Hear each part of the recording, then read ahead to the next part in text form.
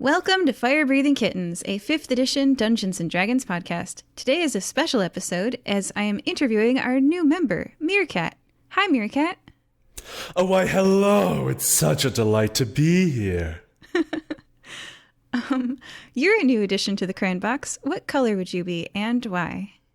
Oh my good gosh. Well, I know you can see, but for those listening at home, I've got a wonderfully delightful red auburn, almost rustic color fur, and I can't help to think that maybe that would be the color most representative of me. I am quite a fiery personality, so it's only fitting that I pick red. All right. What are your strengths, Meerkat?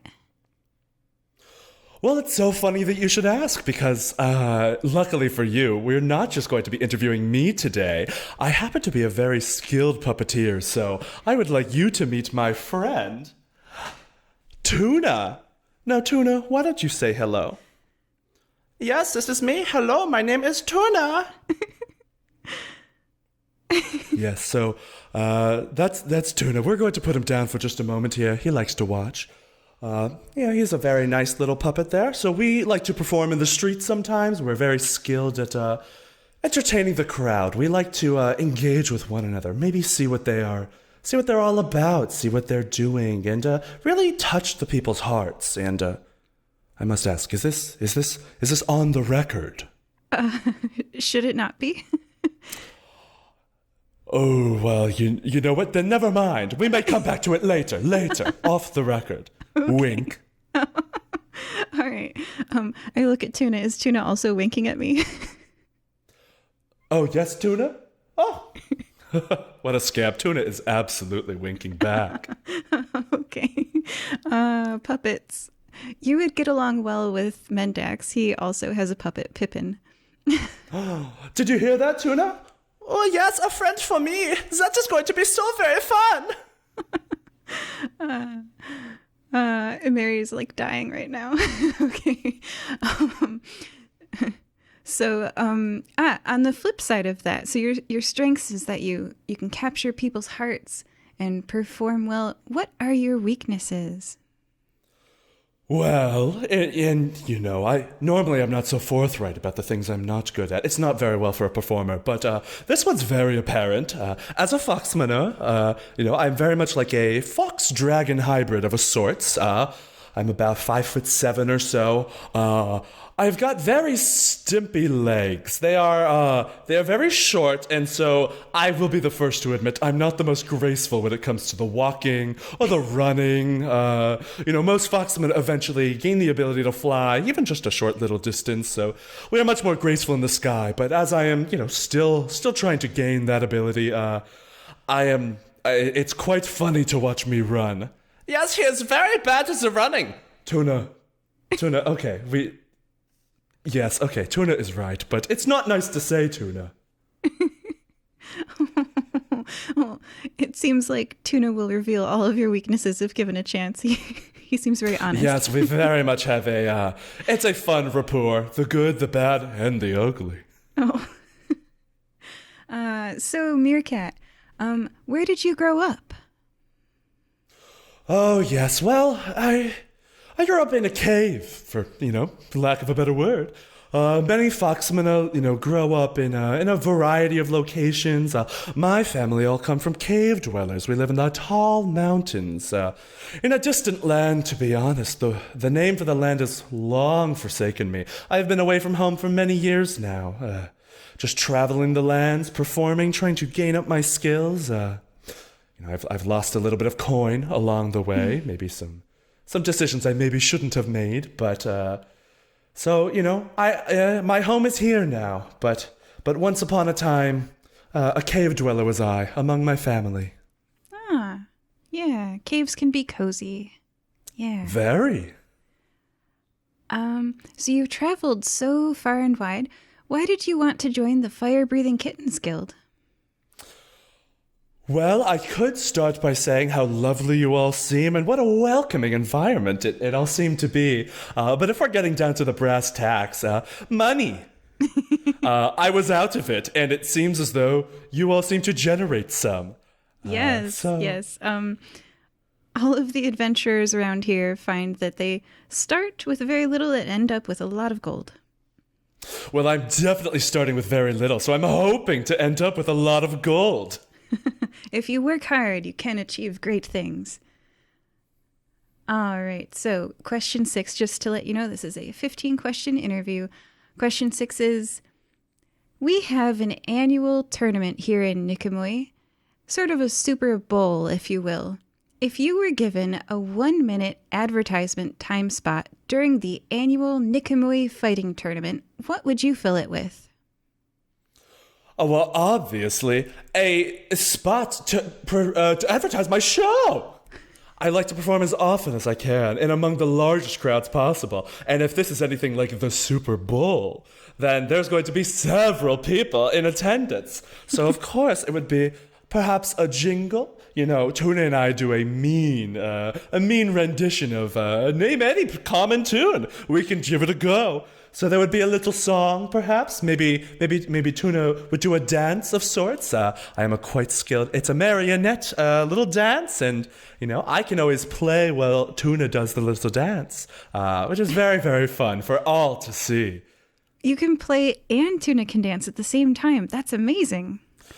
Yes, it did not come easily, I will say. But, along the journeys, as I am a performer at heart, I learned a little bit of a tunage of sorts. I learned to play the lute and the flute, and I'm not bad to boot.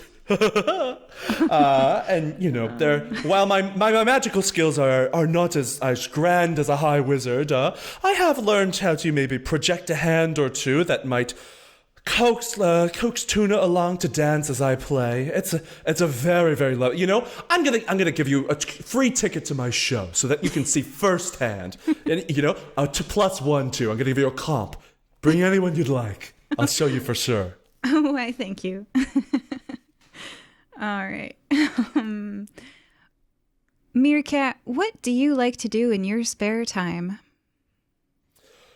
Well, these days, a lot of my time is spent performing, practicing my craft. You know, I only met Tuna about 4 years ago, and as if you've talked to any puppeteer, you know, there's always more to learn. You know, some new dances to learn, some new skills, and ways to hone your craft. So a lot of my time has been spent honing my craft. I'll be the first to admit that, you know, while I am able to play the lute and the flute, my lute is a little bit better than my flute, so I like to explore around, maybe find a nice rock in the woods to play the flute, see what comes to me, maybe come up with a little ditty, a little song. We like to try to compose something every once in a while when we can, but it's not our primary skill. So, you know, mostly honing our craft. That's good. We're very dedicated, isn't that right, Tuna? Yes, it's very right. We are very dedicated performers. Well, me more than him. I jest. Tuna. Of course. Puppets have a lot of confidence. Yeah, I would too if I was made of wood. Question 8. What things in life are still a mystery to you? Oh gosh, so much. There's, you know, as much as the land I've seen, there's still so much I haven't, and I'll be the first to admit that, you know, a life of a traveling bard is a little lonely. You're not always making lasting connections with everyone. So, you know, while I have met a few people here and there, I haven't really had the chance to create any like stronger bonds, maybe some lasting connections that, you know, I think everyone craves from time to time. So the great mystery for me for now is, you know, what is the next step for me? Am I going to be a wanderer forever? Or am I going to find some family, find a home somewhere? Aww. And only time is going to tell on that one. Aw, that's adorable. Yes, we are two lovable ragamuffins. Aw. Well, I think you'll find some good friends here in the Fire-Breathing Kittens. Oh, lovely to hear. Yeah. All right. This one, we start to head into the perhaps truthful part of the interview. What's your annoying habit? Ooh, okay. Be Well. honest, everyone's got one. Oh, and I am no different. As with any performer, I can be a little rambunctious, I might say. While I am loved by many, many is not all, and those who do not like me seem to quote a rather loud behavior. I am, as you can probably tell, not very subtle. So, those who are maybe more attuned to the quiet or more attuned to the subdued may not find my company to be all that enjoyable all the time. And while I do like to keep a keen eye on everything and try to be as socially aware as possible, I may not get every cue immediately right. So, I will say I have many habits that would annoy those who maybe do not lean the more rambunctious. Good to know. All right, Meerkat, do you speak any other languages? Well, Common is my main game. That's most songs that I have come across are written in Common. I did spend a little time in an Elvish village, so I do know some Elvish. It's very good. I know some other languages, like a word here or there. I did at one point know a bit of Draconian. It was the language we learned growing up. But I don't run into people very frequently. It's that thing where you can't really speak it until you're around someone else who speaks, and then suddenly all of these things come back in the back of your head. So that's my relationship with Draconian. But for the most part, it's just Common and Elvish. Oh, and then Tuna speaks a little bit of Gnome. Yes, I do. It's not very good, but I do what I can. Tuna is truly gifted. He's the greatest among us. Oh, my Sankers, that's very kind of you to say. He has to say that, though, because it is true. All right. I guess I'll ask both of you, Tuna and Meerkat, where would you like to visit? That is a good question. I suppose... I once had a good time at the seaside. That was very good. I quite like the ocean. I'm not much of a swimmer. It's hard to get the smell of salt water out of wet fur.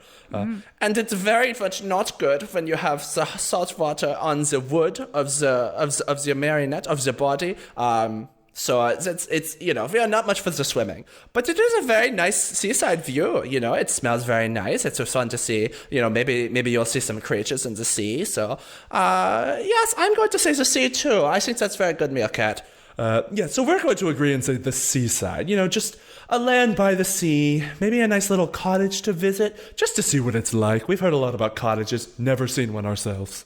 Oh, we can fix that. Delightful. All right. The silly part of the interview is upon us. Good. Do you like pickles? Absolutely. All right. They taste very good. Okay. There's something briny about it. Almost similar to the sea, where it's the being able to sit in something, have it rest, and absorb some flavor and what was once a completely different thing. It's not only fascinating but scrumptious. All right. Question 13. A penguin walks through that door right now wearing a sombrero. What does it say, and why is it here? Well, that is a very good question. Sorry, Tuna, did you want to take this one? Yes, is that okay with you? Is that okay? Can I, Tuna, take this question? Of course.